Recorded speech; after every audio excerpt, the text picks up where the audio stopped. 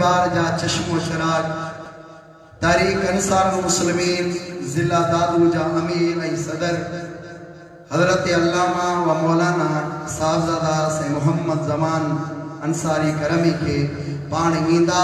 ऐं पंहिंजे किताब सां असां सामईन जी दिलियूं मुस्तफ़ीज़ करे फरमायूं। अल्लाह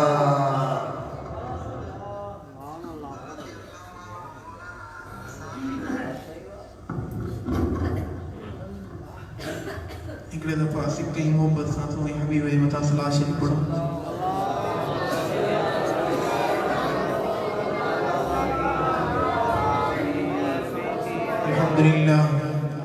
अल्हम्दुलिल्लाह रब्बिल आलमीन वस्सलातु वस्सलामु अला अशरफिल अंबिया'i वल मुरसलीन अम्मा बअद फ़अऊज़ु बिल्लाहि मिनश शैतानिर रजीम बिस्मिल्लाहिर रहमानिर रहीम। अल्लाहु वलियुल लज़ीना आमनू युख़रिजुहुम मिनज़्ज़ुलुमाति इलन-नूर। सदक़ल्लाहु मौलानल अलियुल अज़ीम। इन्नल्लाहा व मलाइकतहु युसल्लूना अलन-नबी या अय्युहल्लज़ीना आमनू सल्लु अलैहि व सल्लिमू तस्लीमा। सिक्के मोहब्बत से अल्लाहुम्मा सल्लि अला सय्यिदिना व मौलाना मुहम्मदिन व अला आलिहि व अस्हाबिहि व ज़ुर्रिय्यतिहि अजमईन। दोस्तान मोहतरम, अल्लाह तबारक व तआला जा असांजी ज़िंदगी में बार बार एड़ा मौक़ा अल्लाह असांखे अता फरमाए तो एहसान करे पियो जो अल्लाह असांखे पंहिंजे दोस्तनि जी सोहबत में वेहण जी शफ़क़त इनायत करे पियो। अल्लाह जे वलीअ जे आस्थाननि ते अचण, उन्हनि सां निस्बत रखण, उन्हनि जे कठे लॻण, उन्हनि सां वास्तो रखण, उन्हनि सां नातो रखण, अल्लाह असांखे उहो शर्फ़ बख़्शियो आहे। अॼु अल्हम्दुलिल्लाह मुर्शिदनि जे आस्थाने ते आया आहियूं, आया झोल खाली खणी आया आहियूं, मोटंदासीं अल्लाह जी रहमत सां झोल भरे पोइ मोटंदासीं। हे आस्थाना ईअं खाली न आहिनि हूंदा। माण्हू चवंदा न थियो, हीअं थियो, हूअं थियो, पर जंहिंखे निगाह हूंदी आहे न उनखे ख़बर पवंदी आहे हिते विख विख ते अल्लाह जी रहमत ऐं मुर्शिदनि जो फैज़ मिली रहियो आहे। सुभान अल्लाह। सोने साजन साईं जो दीदार कयो पिया, इंशाअल्लाह गुफ्तार ॿुधंदो दिलि ठरी पवंदी। मजनू हुयो, मजनू वो हिकिड़े ॾींहुं लैला जी गली मां टपियो पियो वञे, हेठि न पियो ॾिसे, मथे ॾिसे वो तारनि खे। माण्हू चयो मजनू वञी तो लैला जी गलीअ मां हेठि बि नथो ॾिसी, किथे किरी पवी या अचानक लैला खे ॾिसी वठी। चईंदी इहा ॻाल्हि सही तो करी, पर लैला ज़ाहिर कोन थी आहे। मां ॾिसां इन जे करे तो मथे तारनि खे, तारा उहे जेके मुंहिंजी लैला खे ॾिसनि था। मां उन्हनि तारनि खे तो ॾिसां, उहे उनखे ॾिसनि था, मां तारनि खे ॾिसां थो, यानी महबूब जो दीदार कयां। अॼु अल्हम्दुलिल्लाह मुंहिंजा मुर्शिद किथे बि आहिनि, तारा हिते तारनि खे ॾिसो, मुर्शिदनि जी सूरत मिली वेंदी। चओ सुभान अल्लाह। इंशाअल्लाह इंशाअल्लाह मुर्शिदनि जी उहा निगाह करम थींदी, असांजो सीनो मदीनो बणी वेंदो। चओ सल्लल्लाहु गजी गजी सिक्के मोहब्बत सां सल्लल्लाहु अलैहि या रसूल अल्लाह वसल्लम अलैहि या हबीब अल्लाह। दोस्तान मोहतरम, अल्लाह ताला कुरान में फरमायो अल्लाहु वलियुल लज़ीना आमनू। जॾहिं अल्लाह ताला के माण्हू सां दोस्ती रखंदो आहे, जंहिंखे ईमान जी दौलत अता फरमाईंदो आहे, जंहिंखे पंहिंजो दोस्त बनाईंदो आहे, जंहिंसां यारी जो ऐलान कंदो आहे, जंहिंखे पंहिंजो बनाईंदो आहे। हाणे जंहिंखे माण्हू दोस्त बनाईंदो आहे, पहिरीं ॻाल्हि दोस्त माण्हू उनखे बनाईंदो आहे जेको दोस्ती जे लाइक़ु हूंदो आहे। इंसाननि जी फितरत आहे, पर अल्लाह कादिर कदीर आहे, अल्लाह खालिक़ कायनात आहे। जे अल्लाह धरतीअ खे ठाहियो, इंसाननि खे ठाहियो, जिन्ननि खे, इंसाननि खे, हर शइ खे अल्लाह ठाहियो। हाणे जो अल्लाह जे माण्हू सां मोहब्बत रखे थो, जे माण्हू खे अल्लाह पंहिंजो दोस्त बनाए थो, हाणे उनखे आम मामूली न छॾींदो, पर अल्लाह फरमायो मां ऐलान तो कया जे मानू सा मां दोस्ती तो रखा त युखरिजुहुम मिनज़्ज़ुलुमाति इलन-नूर उन्हनि खे अंधेरनि मां कढी ज़ुल्मातुनि मां कढी परे खां कढी उन्हनि खे नूर वारो बनाया तो माण्हू उन सां दोस्ती रखंदो आहे न को ज़रदारी को यार थींदो त ज़रदारी उनखे का पोस्ट ॾींदो समझियो असांजो को दोस्त थींदो त असां पंहिंजी कैटेगरी मुताबिक़ उन ते इनायत मिलांदी न जेको जेतिरे पहुच वारो हूंदो पर अल्लाह वो जहान जो मालिक हाणे जे इंसान सां दोस्ती तो रखे हाणे यो इंसान मामूली न रहंदो पर अल्लाह तो फरमाए मां इनखे अंधेरनि मां कढी नूर वारो बनाया तो हाणे उन जो हलण नूर वारो वेहण नूर वारो ॻाल्हाइण नूर वारो ऐसा मिलण नूर वारो जेको उन जे आस्थाने ते ईंदो रब उनखे भी नूर वारो बनाए जेको अल्लाह जो वली थियो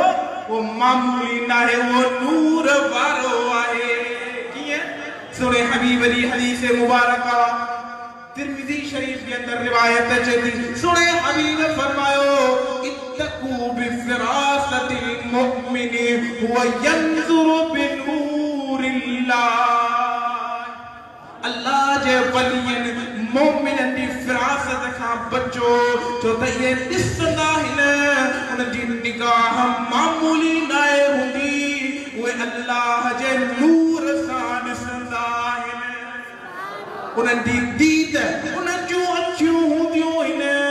पर उन्हनि जूं अखियूं मुंहिंजे रब जे नूर वारियूं हूंदियूं आहिनि हाणे वो मामूली न आहे मूं रब जो दोस्त आहे मूं पंहिंजो दोस्त बनायो आहे हाणे हिनखे नूर वारो कयो आहे जेको इन सां मिलंदो उहो बि नूर वारो बणिजी वेंदो सुभान अल्लाह हबीबनि जी मजलिस हुई हबीब वेठा हुया सहाबा किराम वेठा हुया हबीबनि फरमायो कि साहब का हाल अहवाल मालूम कयनि हिकिड़े सहाबी खे फरमाइनि कैफ़ अस्बहतु या हारिस बिन मालिक ए हारिस बिन मालिक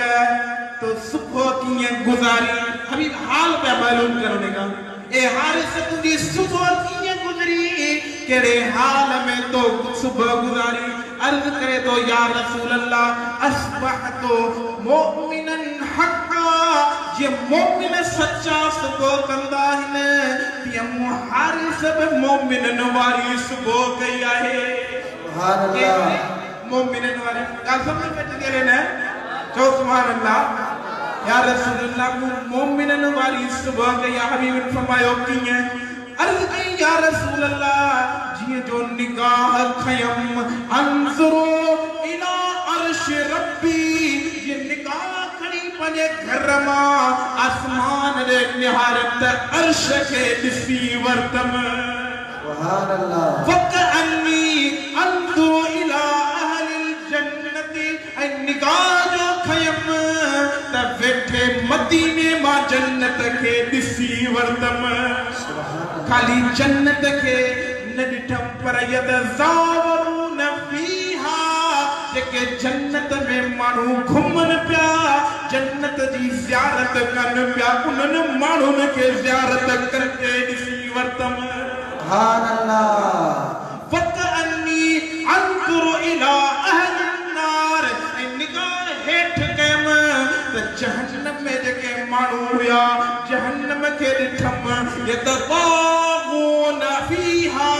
जेके जहन्नम में अज़ाब जंदे थी रहियो उन्हनि खे बि उते वेही ॾिसी वरतम वेठो मदीने में आ नबी न आहे पैगंबर न आहे पर नबी जी सोहबत में वेहण वारो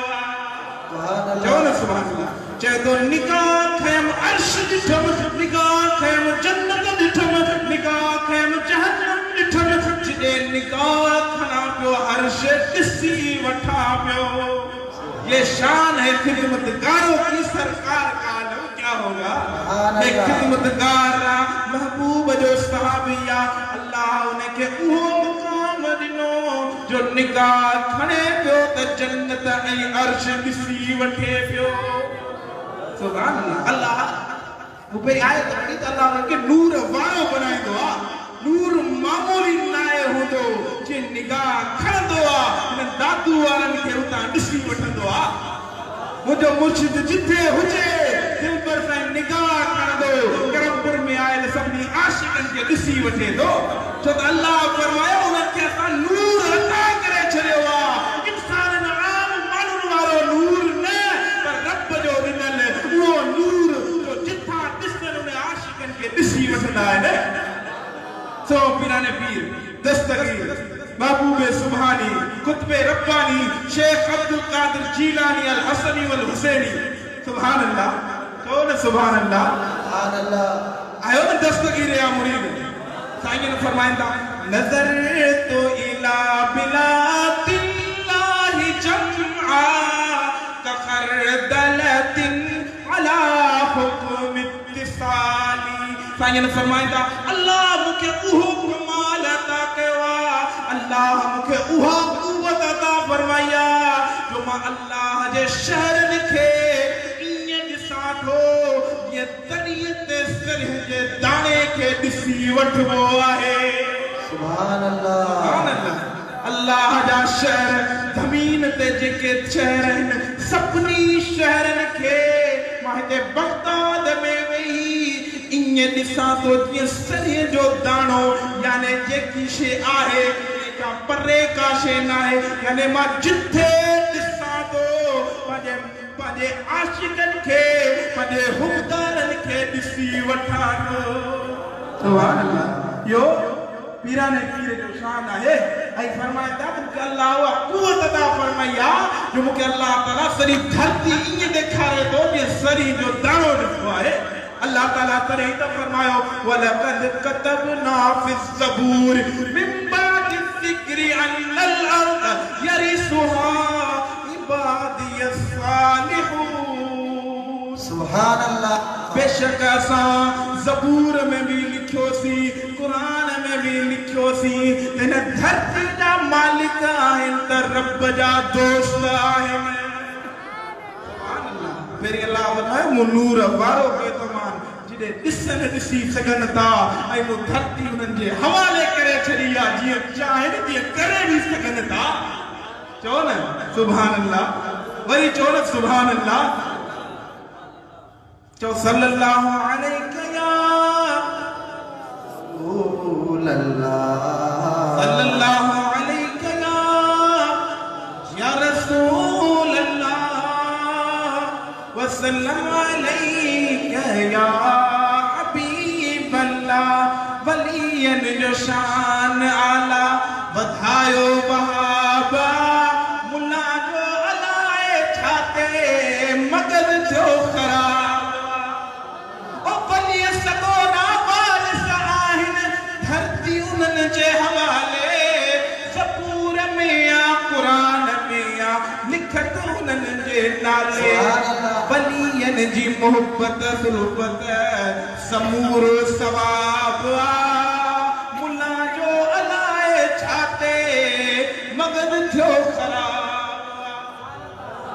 वली जे शान के अल्लाह वधाए छॾियो आहे वली जो वो मकाम आहे जो माण्हू ईंदो आहे दीन वारो बची वेंदो आहे जेके ॾाढ़ी नाहे हूंदी वली जी सोबत में ईंदो आहे ॾाढ़ी सुन्नत मुस्तफा वठी पो वेंदो आहे जेके दिस्तार नाहे हूंदी वो दिस्तार वारो बची वेंदो आहे जेको बेनिमाज़ी हूंदो आहे निमाज़ वारो बची वेंदो आहे जेको दुनिया घुमंदड़ हूंदो आहे वो अल्लाह जी मोहब्बत वारो बची वेंदो आहे इहो वली जो कमाल हूंदो आहे अल्हम्दुलिल्लाह अल्लाह असांखे उहो कामिल अकमल मुर्शिद अता फरमायो आहे जंहिंमें वलीअ जूं सभई सिफ़तूं आहिनि